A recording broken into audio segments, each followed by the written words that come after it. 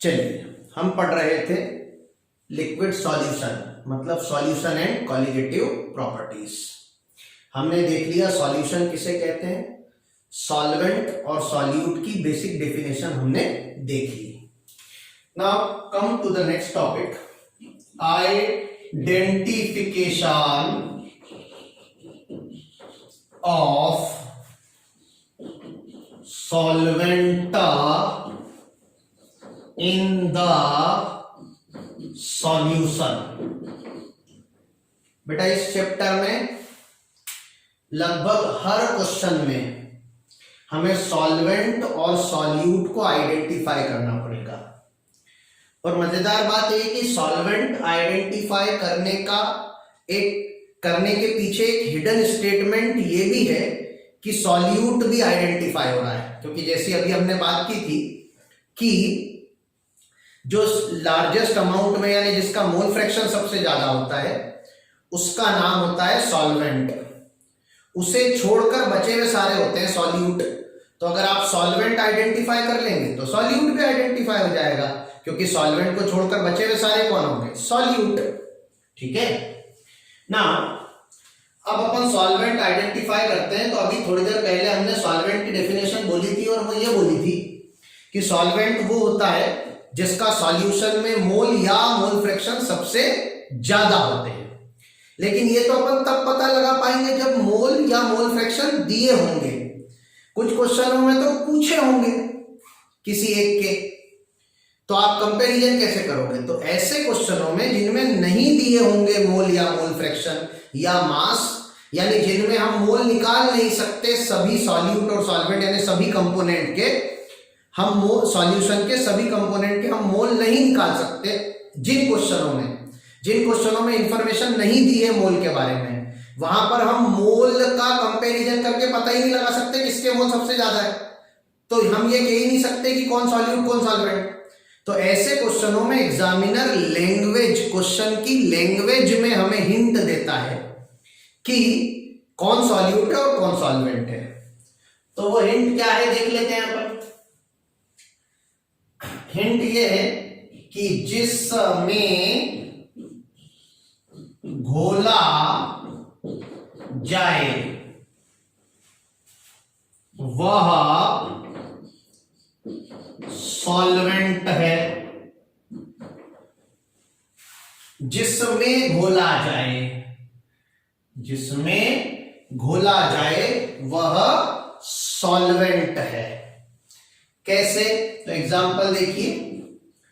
मान लो क्वेश्चन में आपसे कहा ethyl alcohol C2H5OH, ethyl alcohol is dissolved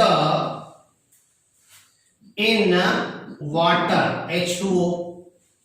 आपसे कहा इथाइल अल्कोहल को पानी में घोला गया है, तो किस में घोला है, पानी में। तो किस में घोला है, पानी में। तो सॉल्वेंट कौन हो जाएगा, पानी। और किसे घोला है, इथाइल अल्कोहल को, तो सॉल्यूट कौन हो जाएगा, इथाइल अल्कोहल। ठीक है। या मान लो ऐसे लिखा होता कि water is dissolved in ethyl alcohol, ऐसे लिखा होता। तो अब किसको घोला है, पानी को। किस में घोला है, इथाइल अल्कोहल में। तो जिसमें घोला है, किसमें घोला है, इथाइल अल्कोहल में, वो सॉल्वेंट हो जाएगा। और जिसे घोला है, किसे घोला है, वाटर को, वह सॉल्यूट हो जाएगा। ठीक है।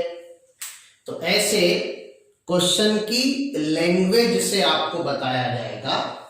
ठीक है। और क्या तरीका है, तो इधर देखिए दूसरा तरीका है, कुछ एक टेक्निकल वर्ड का इस्तेमाल करेंगे। वो टेक्निकल वर्ड क्या है,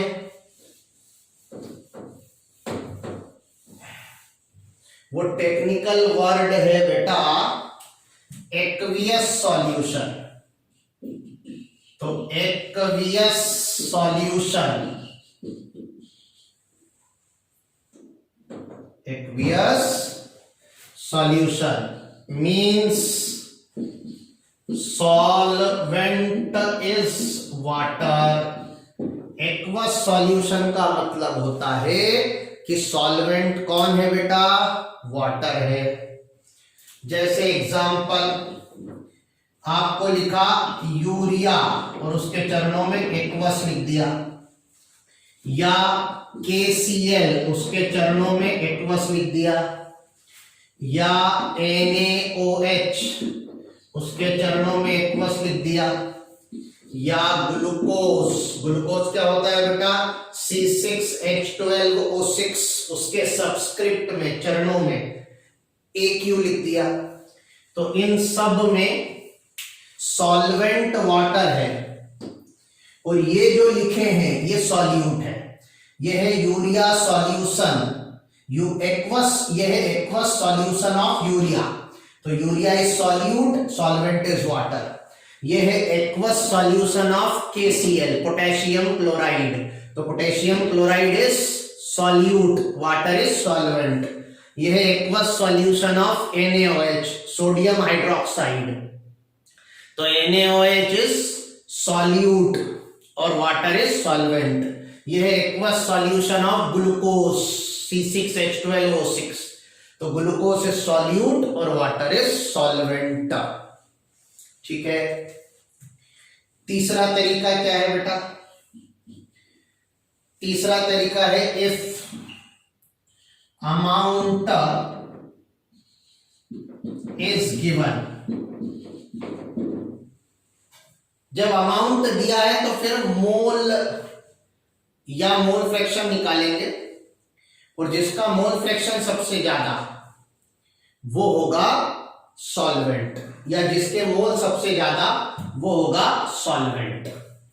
अब इसमें हम क्या करेंगे, अगर मोल ही दे रखे हैं तो कोई वांदा नहीं है, लेकिन इफ मास इज गिवन, अगर मास दिया है तो आपको क्या करना पड़ेगा, आपको कैलकुलेट करना पड़ेगा, कैलकुलेट मोल्स, आपको मोल निकालना पड़ेंगे। और फिर क्या करना पड़ेगा, फिर आपको ये करना पड़ेगा जिसके मोल सबसे ज्यादा, ध्यान रखना ज्यादा नहीं सबसे ज्यादा, लार्जेस्ट, वह सॉल्वेंट होगा, और बाकी सब सॉल्यूट होंगे। ये कैसे करेंगे, कुछ एग्जांपल्स लेके देखते हैं।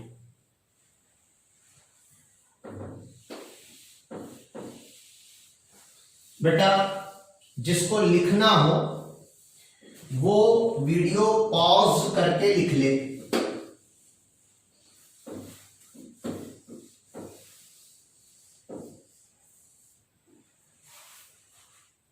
चलिए एग्जाम्पल देखते हैं। आपसे कहा 20 gram of NaOH is present in 18 gram of water. एक क्वेश्चन है और उस क्वेश्चन की बीच की कोई लाइन ये है। ऐसे डायरेक्ट क्वेश्चन आपके एग्जाम में नहीं के बराबर आएंगे, लेकिन अभी अपन कंसेप्ट सीख रहे हैं कि आगे जो क्वेश्चन एग्जाम में आने वाले हैं वो कैसे डिकोड होंगे। तो क्वेश्चन के बीच में कहीं ऐसी एक लाइन मिलेगी आपको, 20 gram of NaOH is present in 18 gram of water. अब देखो स्पष्ट कहा है present in 18 gram of water. तो लैंग्वेज से उसने हल्की सी झलकी तो दे ही दी है कि सॉल्वेंट वाटर है, लेकिन फिर भी चूंकि मास दे रखा है तो हम रिस्क नहीं लेंगे, हम चेक करेंगे। तो हम चेक करेंगे तो सबसे पहले निकालेंगे मोल ऑफ NaOH। N यानी मोल, सबस्क्रिप्ट में NaOH लिखा है यानी NaOH के मोल। ये होगा mass of NaOH upon molar mass of NaOH। NaOH का मोलर मास होता है 40, तो mass upon molar mass is 1/2, that is 0.5। अब हम निकालेंगे मोल ऑफ वाटर। हर एक कंपोनेंट के मोल निकालेंगे, ईच कंपोनेंट के। तो वाटर का मोलर मास 18 होता है और मास भी कितना दे रखा है बेटा, 18। तो mass in gram upon molar mass is 1। तो बेटा mole of water is more than mole of NaOH। तो जिसके मोल ज्यादा वह सॉल्वेंट। तो मोल किसके ज्यादा है बेटा, वाटर के, तो वाटर सॉल्वेंट। और जिसके मोल कम या सॉल्वेंट छोड़कर जो बच जाए वो सब कौन है बेटा, सॉल्यूट है। ठीक है, बात सभी के समझ में आती है। यहाँ एक चीज विचार करने वाली है और वो ये है कि NaOH का मास ज्यादा था और वाटर का मास कम था। तो मास ज्यादा होने से सॉल्वेंट नहीं होगा, मास का कोई रिलेशन नहीं है, रिलेशन है मोल का या मोल फ्रैक्शन का।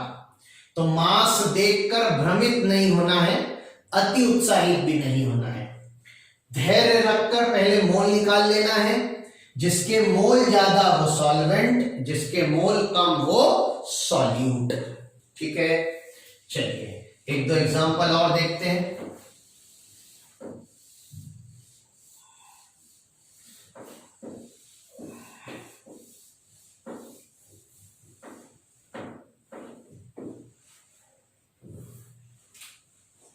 जैसे आपसे कहा 18 gram of glucose C6H12O6 and 9 gram of water is present in solution। तो आपको पता लगाना है कि सॉल्यूट कौन और सॉल्वेंट कौन। फिर कहूंगा ये डायरेक्ट क्वेश्चन एग्जाम में बहुत नहीं के बराबर आते हैं, लेकिन जो क्वेश्चन एग्जाम में आते हैं उन क्वेश्चनों के बीच की एक लाइन है ये, जिसको आपको डिकोड करना सीखना है। और यही छोटी छोटी चीजें हमें कई बार नहीं पता चलती हैं, इसलिए क्वेश्चन हमें समझ नहीं आता। अगर ये आपको अच्छे से पता है तो आपको आसानी से क्वेश्चन समझ में आ सकता है। आप वीडियो पॉज कर लीजिए और फिर इसे सॉल्व कीजिए खुद, और फिर वीडियो रिज्यूम करना और फिर इसका सॉल्यूशन देखना। यहां पर हम निकालेंगे मोल ऑफ ग्लूकोज, वो होगा mass in gram upon molar mass of glucose which is actually 180। तो मोल 0.1 आ गए। यहां हम निकालेंगे मोल ऑफ वाटर, होगा mass in gram which is 9 दिया है क्वेश्चन में, और molar mass of water which is 18। तो मोल हो जाएंगे 1/2 दैट इज 0.5। तो therefore mole of water is greater than mole of glucose, that is जो सॉल्वेंट होगा वह होगा जिसके मोल या मोल फ्रैक्शन ज्यादा। ध्यान रहे मास से कोई सरोकार नहीं है, और सॉल्वेंट को छोड़कर जो बच गए या जिसके मोल कम या मोल फ्रैक्शन कम वह होगा सॉल्यूट। ठीक है बेटा, इन्हीं एग्जांपल्स के साथ अगले पार्ट में हम कंटिन्यू करेंगे। ओके, चलिए, थैंक यू।